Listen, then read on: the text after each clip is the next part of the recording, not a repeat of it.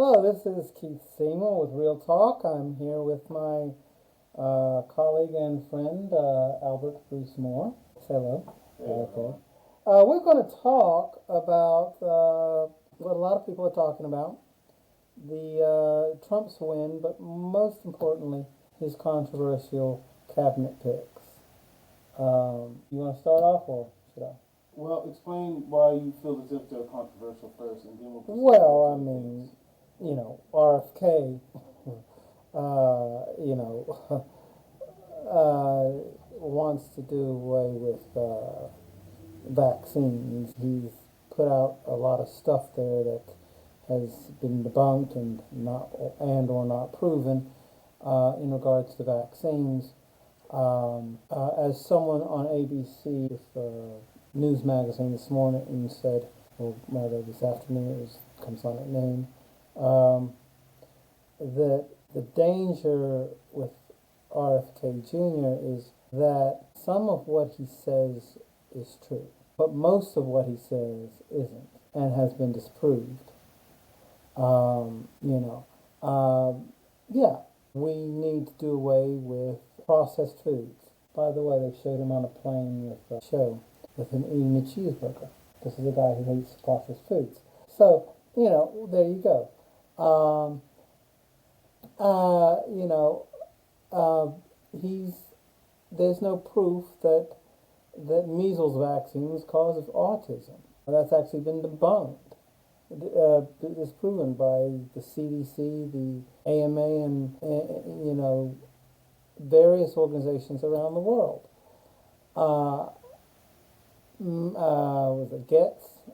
This guy is not qualified. Uh, okay, to lead the DOJ.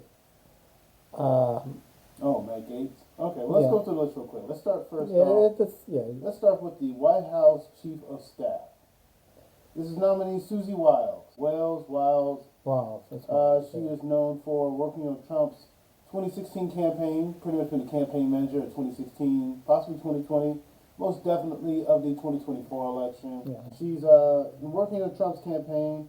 Wiles is also involved in vetting vice president candidates, endorsements, campaign spending, media relations, fundraising, voter outreach strategy. Her appointment to chief of staff would make her the first ever woman to hold that title. Good pick, bad pick. Well, it's not a cabinet position, but Good pick, bad pick. she's qualified. Okay. She's qualified. She's basically chief of staff is basically the gatekeeper, PR person, whatever you want to call it. She's the person who's going to see Trump first, and who basically is going to book his. She's a secretary. Come on.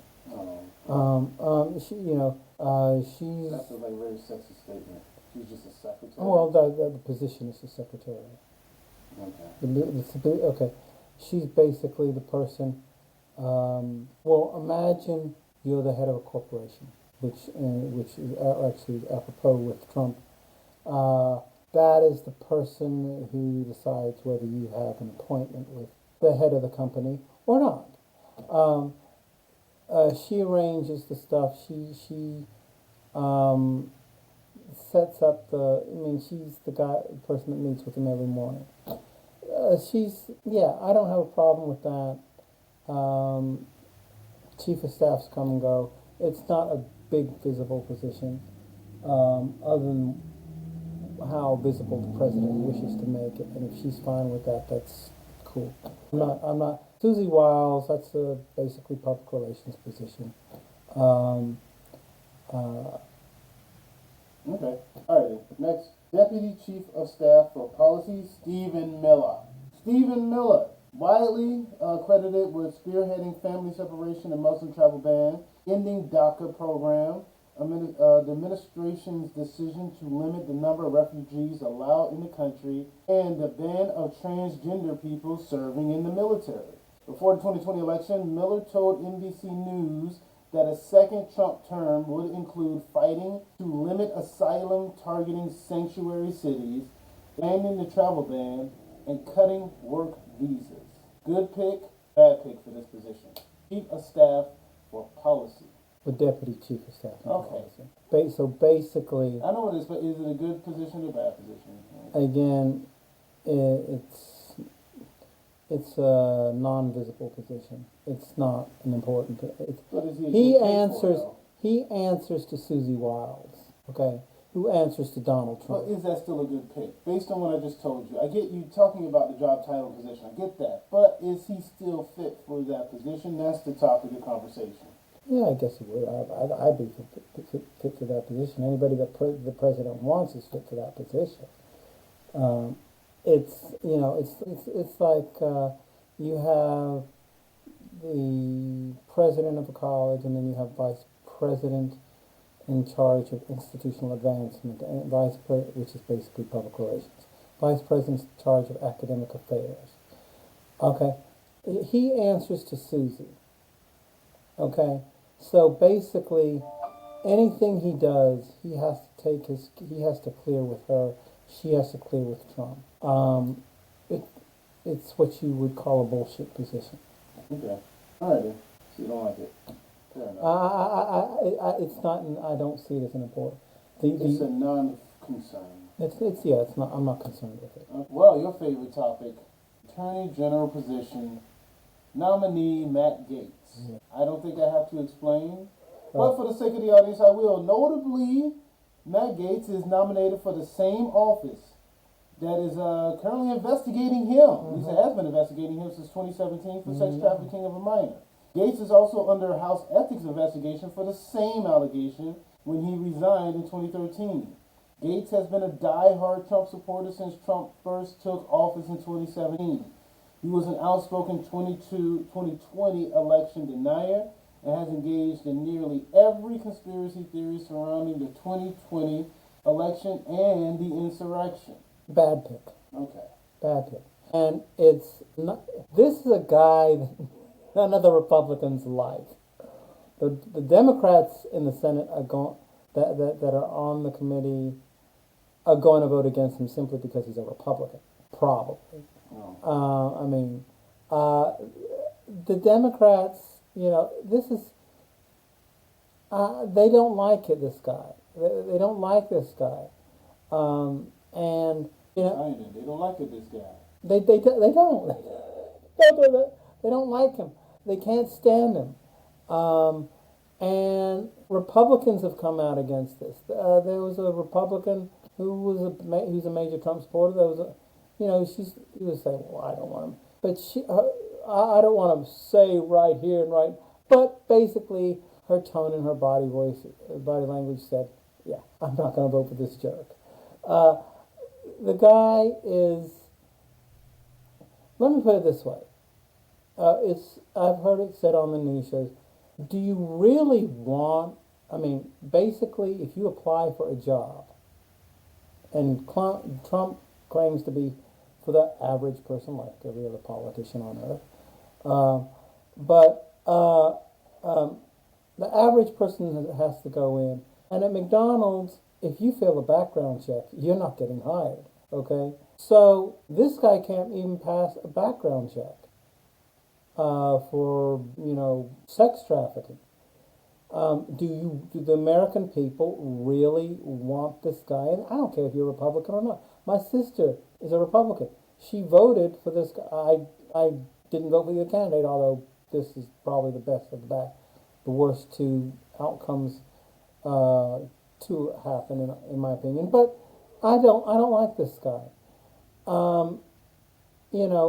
Do you really want a guy in heading up the justice and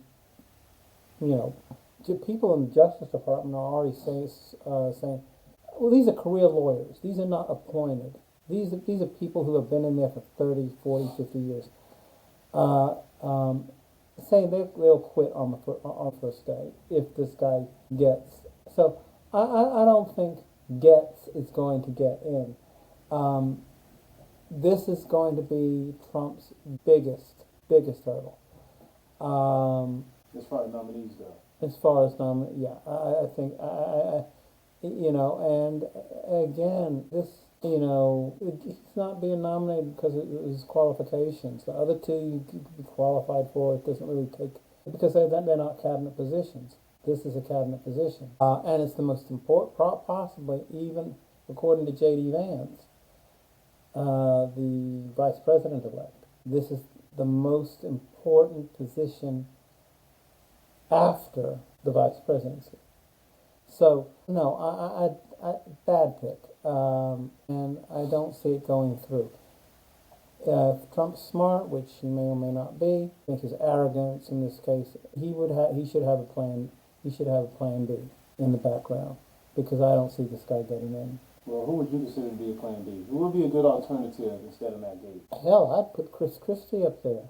No, that's not. He doesn't like Chris Christie. Yeah, I know, but And Chris Christie doesn't like him either. yeah, Chris Christie refers to him as my friend of 22 years, but you're right. Joe Wilson, he's a prominent attorney. He's also military. He's, someone who has practical attorney courtroom experience. Okay, this guy apparently doesn't. I mean, he doesn't.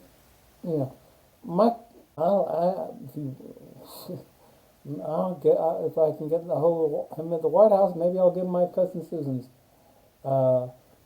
She lives in the D.C. area, and she's vice president of a major law firm in D.C.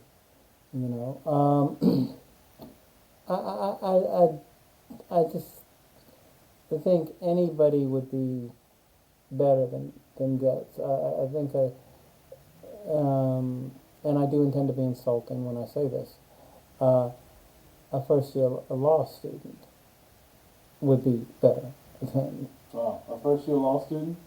First-year law student be better than Matt Gaetz. Okay, well. They would at least pass the background check. Well. Okay, maybe that's going too far. Yeah. A recent law school graduate. Okay, all right. Okay. That seems a little bit. Plus, yeah. Okay, that's fair. Okay, that's fair. All right, moving on. Secretary of State. Trump will call him Little Marco Rubio. Marco Rubio has been serving the U.S. as a senator since 2011.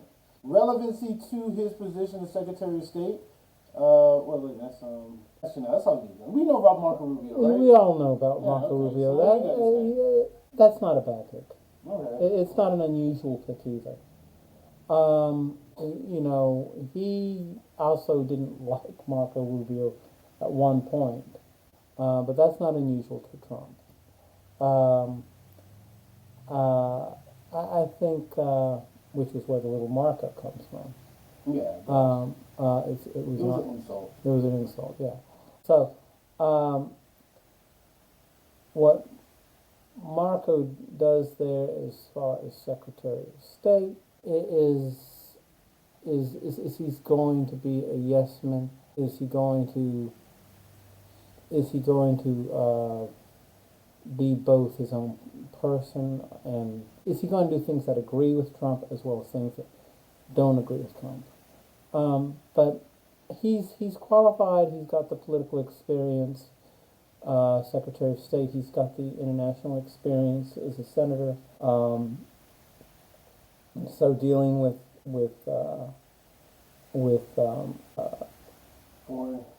foreign affairs is, I don't have a problem with Rubio. Okay, all right, no problem with Rubio. Let's move on. Next, you have Secretary of Defense Pete Hegseth. Now, this is the guy who was a co-host of Fox News, Fox and Friends, and former junior officer in Minnesota Army National Guard. Just want to put this here. 2018, wait a minute. Pete was a platoon leader in Guantanamo Bay during his military service and defended the torture of men being detained there. He was also deployed in Iraq and Afghanistan. Following his military stint, he did work at the conservative think tank Manhattan Institute. Well, he worked at Manhattan Institute of Policy Research, as well as Vets for Freedom. After he tried to run for Senate in 2012, he didn't win that election, but he did serve as an executive director for Concerned Veterans of America before finally joining Fox News as a host. Secretary of Defense. No, bad pick. You gotta read all that for just to say that? Well, I didn't want him to be reading it around. But you know, like I said, Joe Wilson from South Carolina, Lindsey Graham, come on. You know, traditionally you've had someone in the who's been like a general or a colonel, Joint Chiefs of Staff, someone like that. But this guy's the National Guard, really? Okay. Okay. Yeah, we've got Hurricane Katrina coming through, and we've got. Yeah, nah, this guy's a joke. Are you laughing at the National Guard? Are you making fun of the National I'm not Guard? making fun of the National Guard. I'm making fun of the fact that I mean, South Carolina's head of the National Guard is actually been served in the military service. So I'm not, but and they do a lot of good. But this guy, and like I told you yesterday, this guy's a member of the press. This could hurt Trump big time. It could backfire on him. If you're a member of the press, let me say, you can come close to someone and you can use whatever you want against him if you don't get what you want. So this could backfire on Trump. Oh, really? How exactly? Well, journalists like to say basically, either you do this or basically I will tell the viewers he can be a leak. He can be a leak. Okay. I mean, he's too close to the press to be an effective yes man for Trump. So that's where Trump makes his mistake, in my opinion. Because he's become part of the media. He believes in the First Amendment and freedom of press, and really that how you reckon. And Trump doesn't like that. We know that. So, but this guy's. I would like to see someone more serious in there. I mean, you might as well get Snoopy as the Red Baron in there, and he'd be just as effective. Okay, well, there you go then. Snoopy is the Red Baron? Okay. Yeah, you've never seen Snoopy. No, I've seen, 10, okay. 20, 30. Yeah. Well, not as that, but wow. You're just full of them today. Yeah, well. You rather take first graders to be Secretary of State, and you rather take first year privates to be Secretary of Defense over the current nominees. Oh, I'm sorry, Attorney General, that is. Okay. CIA Director John Ratcliffe. John Ratcliffe, former U.S. House of Representative of Texas, served as Director of National Intelligence from 2020 to 2021. Ratcliffe is currently co-chair of the Center of American Security at American First Policy Institute. Ratcliffe made headlines in 2020 where he released what the Senate Intelligence Committee called Russian disinformation regarding the 2016 election. Is he a good choice for a CIA director? He's qualified. Although he does have... He has intelligence background. Oh, I want to say something about this, about the person we were just previously... defense. Okay. He's... this is a guy that says that women shouldn't be in combat. Okay. Well, he was in the National Guard. He would know. He has experience. He saw them firsthand. He was. Yeah. Was in Afghanistan. And all of these women generals that are up there, that are in the Pentagon, and that have 30 years of experience. I mean, and they had been in combat position. One of the Republican ladies was on it. She said, look, I think this guy's full of bullshit, basically. A lot of, and quite frankly, let's be honest, if men can go into combat, women can go into combat. Women outnumber men, 2 to 1. Let's even up the odds. Okay. But in all seriousness, I don't, you're not going to get, and the Supreme Court's already ruled on this. You can't discriminate against women in combat positions. That's going to be a headache for Trump. And yeah, but the other person we were just talking about, CIA director. That's not a visible. I mean, it's an important one, but it's not a visible thing. So basically, George H.W. Bush was the CIA director of the CIA. So he wants he's worked to keep he may get through. He may get through. It may be what was the thing about the Russian disinformation? The Russian, it was misinformation. He was, he made headlines based on the Russian misinformation. You want to know what those headlines were exactly? Yes, I do. Okay, give me a second. Let's go and pull up the actual headlines that he made. In the meantime, well, you say it's not a non-important decision, but in the meantime, I looked this up.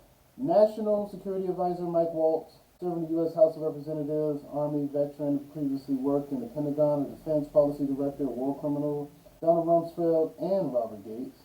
He was also a counterterrorism advisor for Vice President Dick Cheney. He's qualified. That's a good pick. Okay. Negatives and positives. All positives and negatives, huh? Yeah, I mean,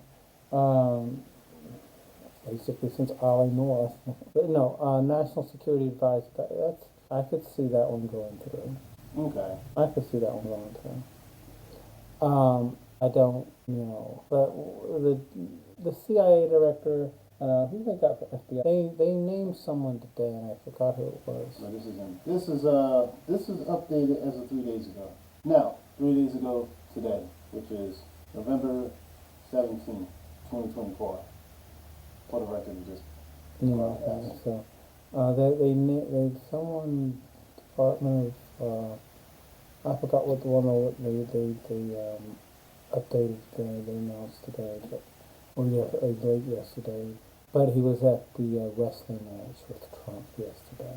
By the way, Mike Tyson. Oh, okay. So real quick, Ratliff drew headlines for his questioning Robert Mueller during the Mueller congressional testimony. Ratliff criticized Mueller for describing instances of obstruction of justice in his report on Russia interference in the 2016 election.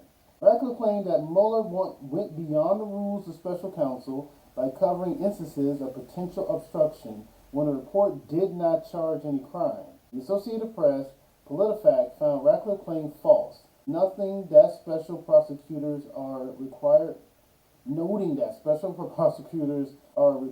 by federal regulation to explain decisions not to prosecute. So that's, okay, nothing big. He went off and said you weren't allowed to do this when... He was. Yeah. Okay. So I guess the idea is that Ratliff was trying to cover up the probe and to some degree stop it. Yeah. So there's a belief that he may be in collusion with the Russian government. So him being part of the CIA director raises a concern whether or not he could be working for Russia, having CIA access. And that's going to come up in the interview process. So with that being said, based on that information, if you were part of the committee, good pick or bad pick? I would question him on it first.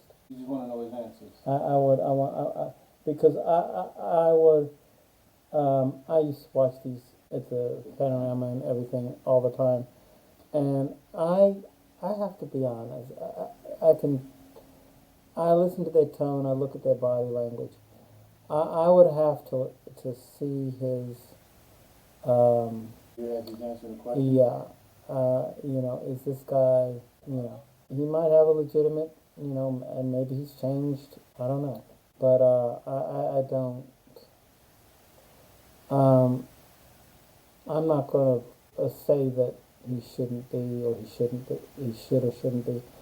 I would say he has the qualifications to be it. It's under. Yes, Trump picked him for reasons of loyalty, but that's not to say that he's not qualified. Well, qualified is one thing. I mean, a person can be qualified for something. That don't mean they're still good for the job. No, I agree. Because we're talking about people's lives at hand. And in this case, United States intelligence. That, I don't know. Here's my pick, or here's my idea. Just throwing this out here. Mm-hmm. Even if you have that little bit of an inkling, that to me is a red flag where you can't be trusted with this intelligence. Mm-hmm. I can't make you the director. I can't even with that just having that as a question, regardless of what your answer is, it's always going to be in the back of my mind. I'd rather sleep easy knowing that the person who has this job doesn't have the stigma. That's a stigma to me. He may be Russian. He may not be working for Russia, but the fact that he was so adamant about ending a probe when the guy was his Mueller was well within his right to investigate. You should know the rules, right? So it isn't like he didn't know. He's arguing from a standpoint that he doesn't have a case on. Well, just because you are an elected senator doesn't mean you know the rules. That's fair, but listen, that's fair and accurate. I don't care because that doesn't change the policy. You can't use "I didn't know" if you get arrested. You're right. You're right. Ignorance of law is no use. That's it. Okay, no excuse for breaking it. But that's something that should be raised and hopefully will be raised, and I believe will. If it's not raised, then I would be very suspect. But since the committee that has both Democrats and Republicans on it, it's going to come up. It's going to come up. And these things, and it's not going to happen overnight. These things, Well, you know what? Let me tell you. take 2-3 days at a time. You know. 2-3 days. I'm about to say because the Supreme Court justices, their turnaround was a lot faster when Kavanaugh went in, as opposed when Obama was making his appointees. Yeah, but yeah, and that does bring up an important point that basically the Republicans do control both houses with I think was it 53 senators but just because you control your party controls both houses doesn't mean it's going to go through. Perfect example of this is when President Obama came in. He said, well, I'm going to get the Affordable Care Act through. They controlled both houses. In fact, they had 63, I believe, senators, and had they voted along party lines, the Affordable Care Act would have gone through probably in 6 months. It took them 2 years. And that thing where Joe Wilson from South Carolina called Obama a liar when he said illegal immigrants aren't going to get benefits. That was to convince his own party to vote for him, and he had to make a lot of backroom deals for that. So I don't know if you're going to have people voting along party lines. I mean, the first guy, Getz, whatever his name is, Matt Gaetz. Gates. You don't know his name. He doesn't. I don't see him getting in. Okay. I don't. But so people need to bear this in mind. This is an interview process, and it takes, you can do at least a week for. It takes at least a week to do at least one of them, maybe two. But yeah. Okay. All right. So that's how you feel. We'll kind of wrap this in a little bit. Let's see here. Ooh. Nah. Well, let's get to this one. I'm kind of interested in because you didn't really get into this. The ambassador to Israel, Mike Huckabee. Mike Huckabee, a former governor of Arkansas between 1996 and 2007, political commentator. Huckabee's daughter, Sarah Huckabee Sanders, served as press secretary during Trump's first administration. Huckabee opposes the Palestinian statehood and has argued that there is no such thing as Palestine. Is this a good hire or a good choice or a bad choice? He's qualified. Okay, you're saying he's qualified, but based upon what's going on in the Middle East and everything, is this a good choice to try to help settle those situations? Because he will be the ambassador of Israel. As far as him getting in, I mean, it may not be an overwhelming vote in, but I do see him getting in. Huckabee has international experience, and Huckabee's qualified. He's, um, you know, he Trump chose him because basically because he's Trump's so pro-Israel. It's I mean, he even moved the embassy across the river. So in his previous term, so it's Huckabee's not an outrageous thing. There is, you know, a lot of people said there's no such thing as Palestine over the years, over the past. I mean, this feud, this has been going on since 1948. So, you know, but most countries now, including England and our closer allies, believe that there should be a two-state solution. I guess similar to North Korea and South Korea, two-state solution. And that's something that's going to be put forward by the United Nations. If it's put forward by the United Nations, and who is the ambassador to the United Nations? But so it's going to be For the United States? for the United States, for representing Trump, you know. U.S. ambassador for Thomas Greenfield. Any information on it? Yes, she's nominated by Joe Biden. Representative, there we go. A career diplomat returned to public service after retiring from 35-year career in the U.S. Foreign Services in 2017. From 2013 to 2017, she served as Assistant Secretary of State in African Affairs, which she led the Bureau focused on the development and management of U.S. policy towards. But is this Trump's? No, this is Biden. I just told you. No, I want to know Trump's. Trump before? No, Trump's nomination for UN ambassador to the UN. Oh, that's not available right now. I think he has one. Let me check and see. I think we discussed it yesterday, did we not? Who is Donald Trump's nominee as ambassador to the United Nations? Elise Stefanik. Oh, wait a minute. I think she was. I'm going by AP rather than CNN because the AP is more. Oh, yeah, Lee Stefanik. Here we go. Been serving in the U.S. House of Representatives since 2015. Prior to serving in the House, Stefanik worked as a staff member of the U.S. Domestic Policy Council in George W. Bush administration, as well as in the office of Joshua Bolten. The House Chief of Staff, she was appointed to House Armed Service Committee in 2015. Don't know much about her, but not many people knew who Nikki Haley was before she was. Well, actually, that's not true because she was actually vice presidential material, but considered as vice president. But and she ran against Trump in that. But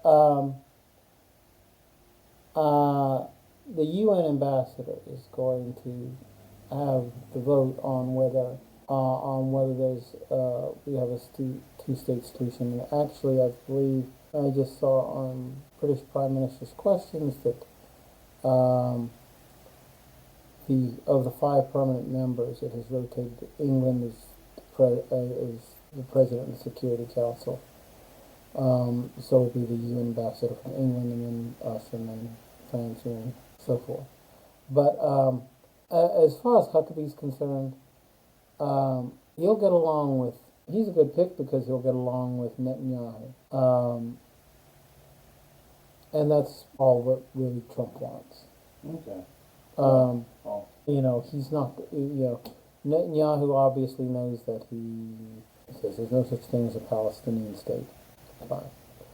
So Netanyahu's not really worried about it, about him proposing a two-state solution. But that doesn't mean that the United Nations won't. The United Nations is made up of hundreds of countries.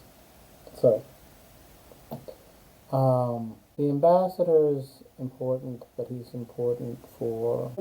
All right. So moving on. Order Cesar. Look at that one. Yeah, it was, yeah. Tom Homan. He served as a acting director of U.S. Immigration and Customs Enforcement during the Trump administration. The former cop and Border Patrol agent was appointed as ICE Executive Associate Director of Enforcement. and removal operations in 2013 by then President Barack Hussein Obama, during his time serving under Trump.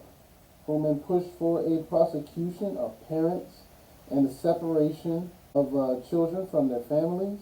He joined the Heritage Foundation in 2022 and helped contribute to the infamous Project 2025.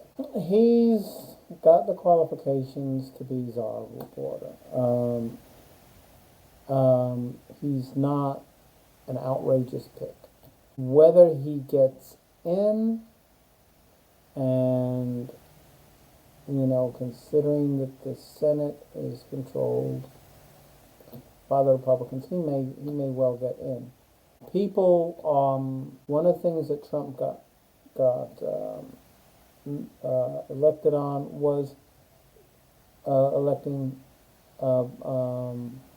was controlling borders. Now, I do know about him because I was watching some stuff with him on this week with George Stephanopoulos on ABC earlier today. And his thing is basically, and they were talking about, Republican was talking,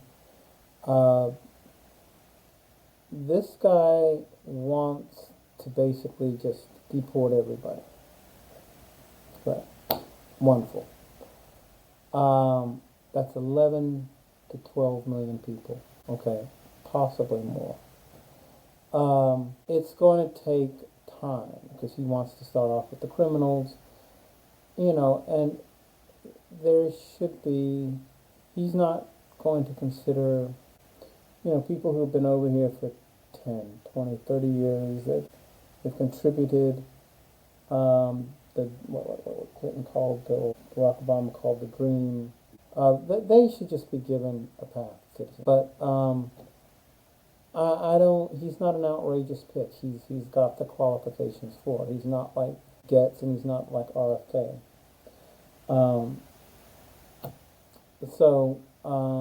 I could see him getting in. I'm not going to say it's a good pick or a bad pick.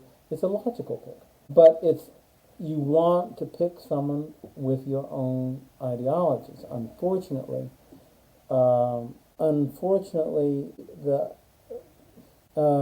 Trump is basically picking yes men, and I think the ones that do have the qualifications are basically have the qualifications just by chance.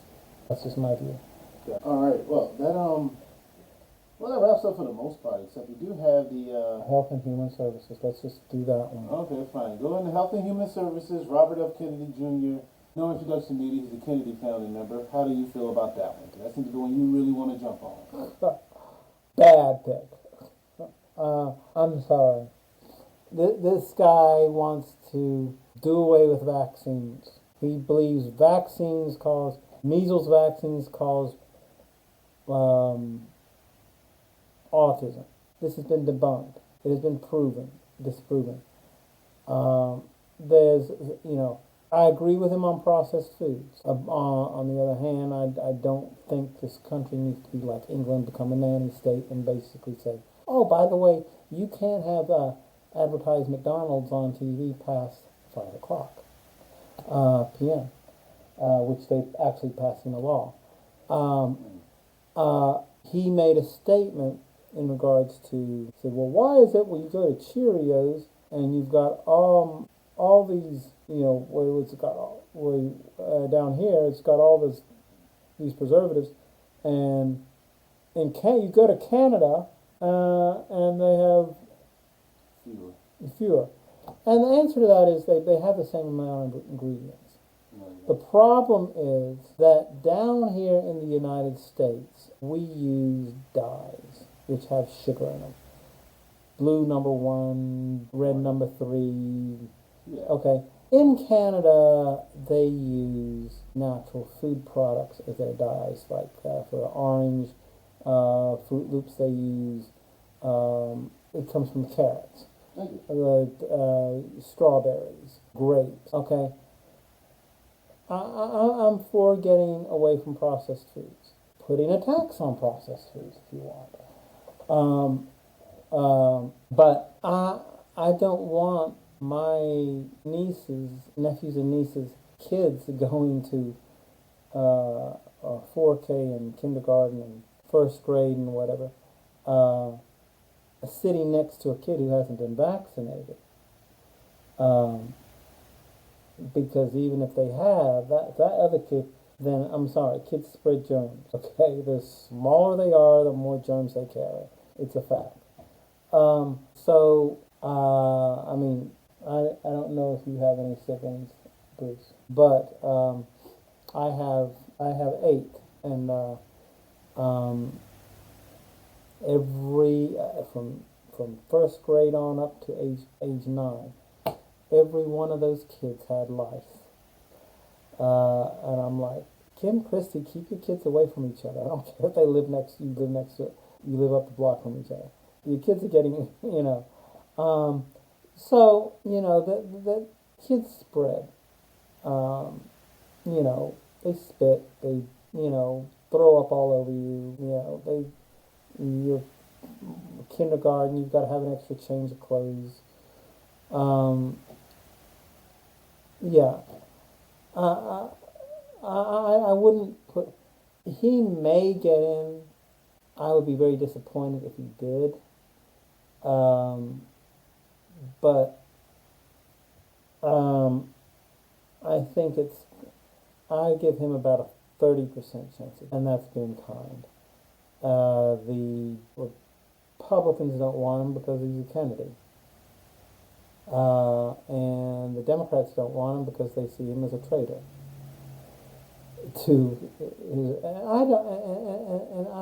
And there are probably people like me who don't trust him because they just want to see him as reviving the Kennedy dynasty, which died with Ted Kennedy. So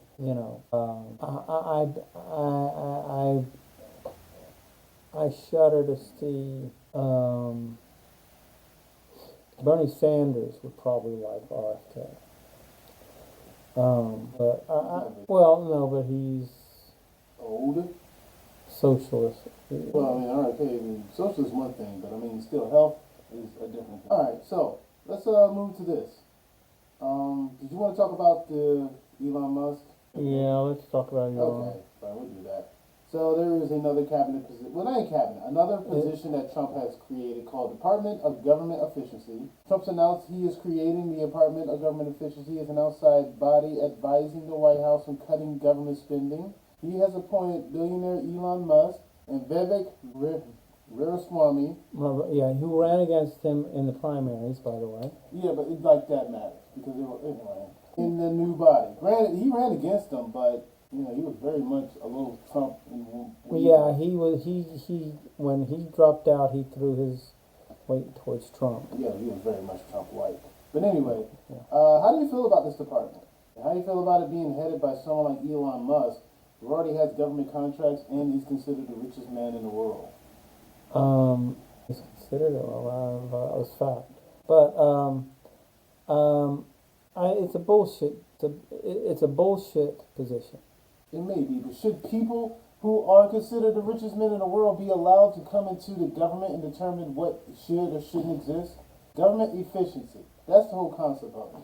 This job is to help cut government waste. That's why we have these other departments, and to create.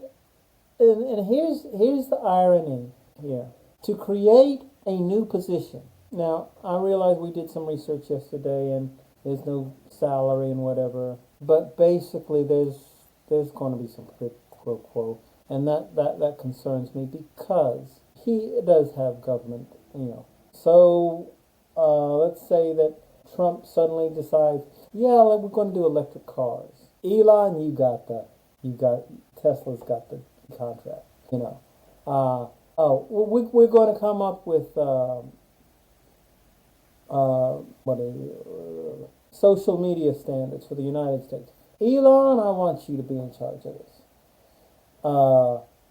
And being that he's over X, formerly known as Twitter, that really bothers me because that is a conflict of interest. But to create another department, because he's going to have his assistant, he's going to have his staff, that's people you've got to pay. Even if you don't pay, they're going to have, okay, people, this is a position that he's created. That in of itself is government waste. That in of itself is government inefficiency. So by creating this job, you are actually being inefficient. So that's the sad irony behind this whole position. It doesn't need to be made. It doesn't need to be out there. They're already,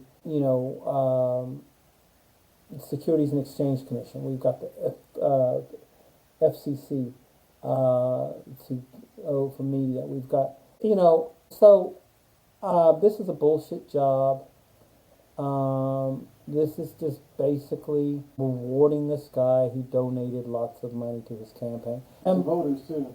And by the way, Elon Musk may have actually broken some laws by paying $1 million to people to vote. Well, hey, don't worry. Matt Gates will go ahead and wipe that off his record and he'll be quite all right?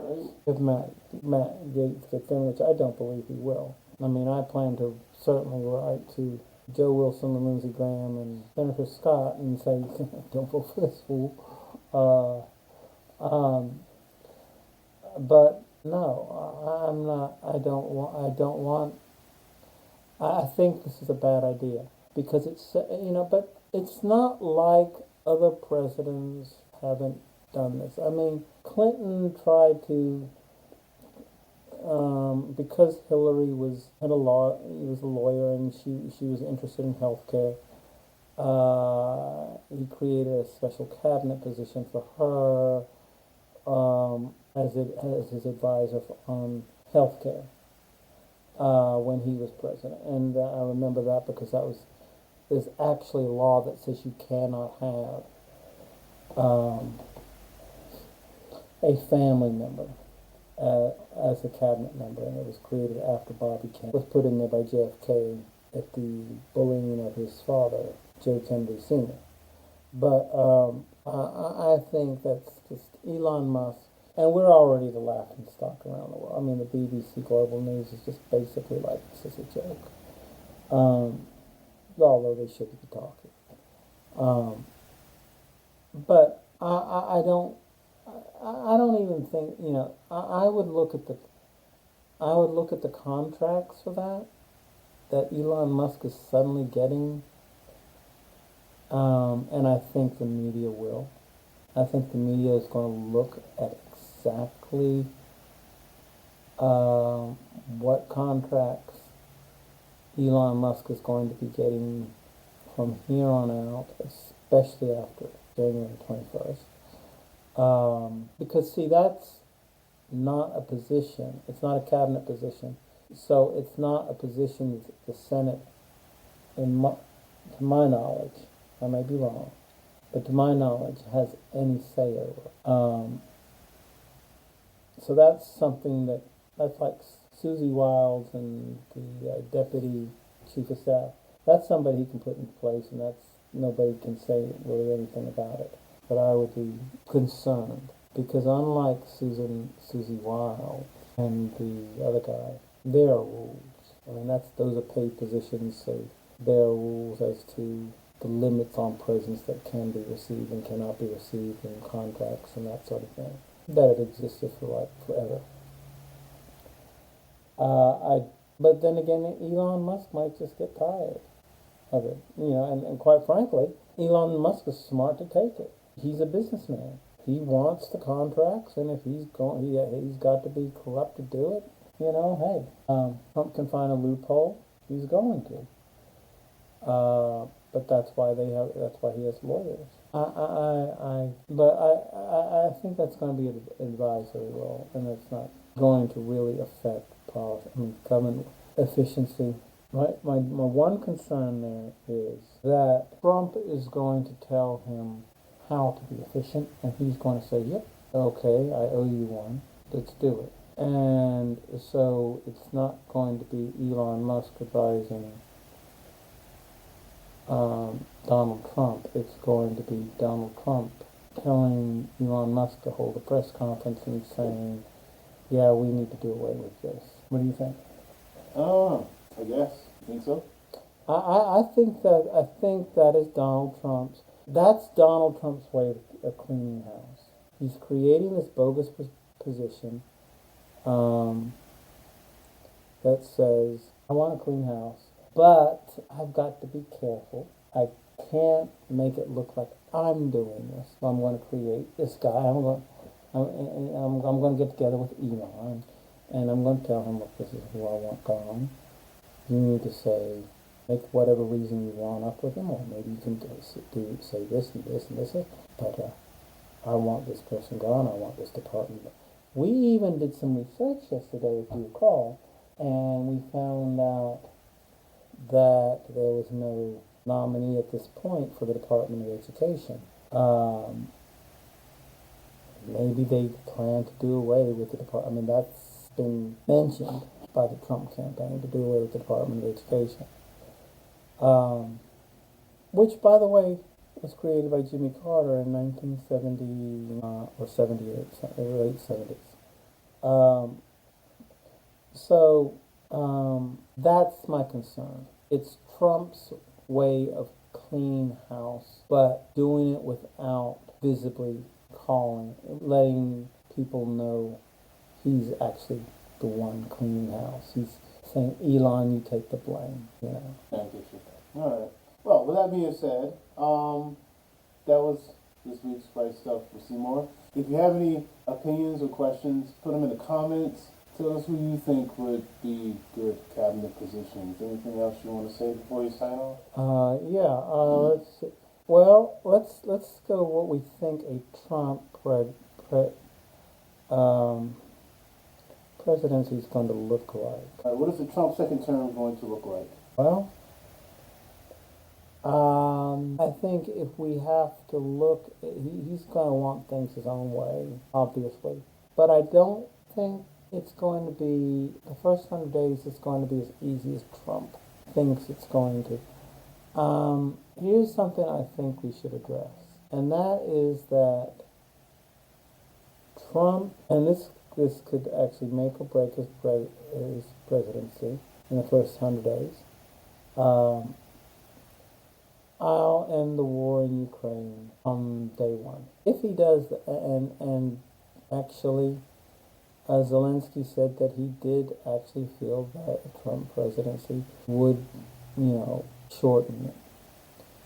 I don't know if that was good or bad, but as we discussed yesterday, I'm thinking one of the following is going to happen. Trump's going to say, okay, give them, give all, just end let's have a treaty that you can't have anymore. They've got to back off. You can't, Russia cannot invade anymore. Just let them have the land. That's not going to happen. Zelensky's not going to go for that. I think the second thing is that he will say, okay, get out of Kiev.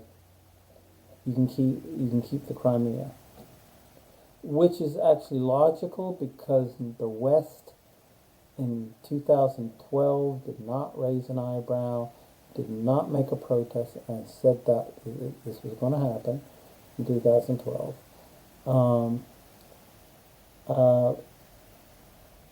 When he invaded Crimea, under Obama did not. Even Biden said that they should have defended, but they didn't. So let them have Crimea, get out of Kiev, end it. I don't know. Our allies overseas, such as Britain and France, they are afraid that we are going to withdraw funding. And I do believe that Ukraine should be defended.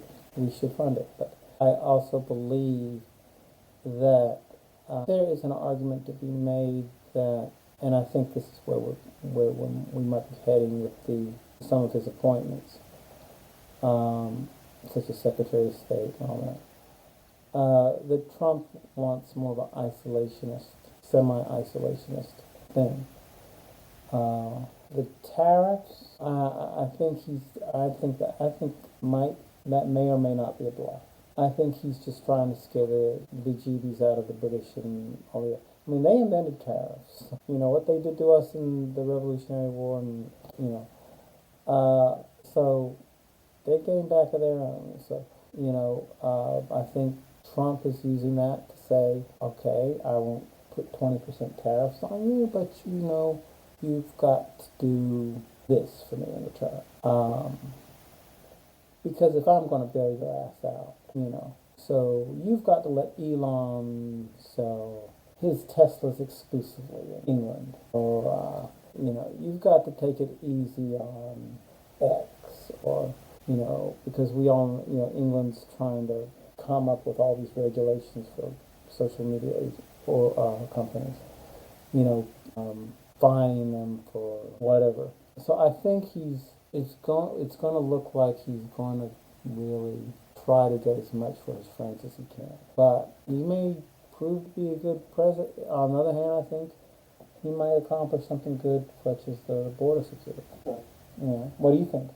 Oh, I don't know. So, with that being said, we're going to go ahead and wrap it up. Yeah.